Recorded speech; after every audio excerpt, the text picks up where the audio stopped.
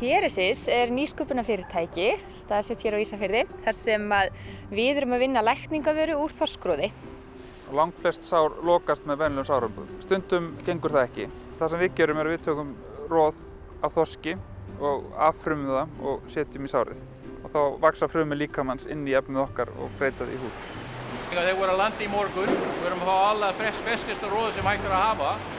Og hérna erum við að velja fisk.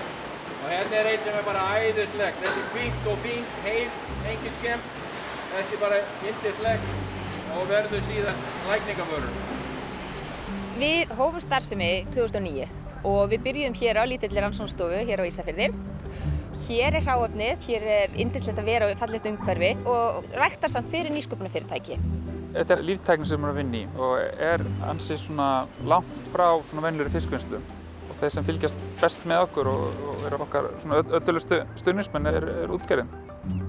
Við hrifumst að þessari hugmynd og sáum þarna möguleika á að ef þetta gengi vel þá er hægt að gera verðmætarafurðir úr þorskroðinu og við gengum til liðs við þá og þetta hefur verið ævintýri líkast síðan. Það er nú ekki nema eitthvað 8 ár síðan að hugmyndin kom upp og varan er komin í sölu víða erlendis.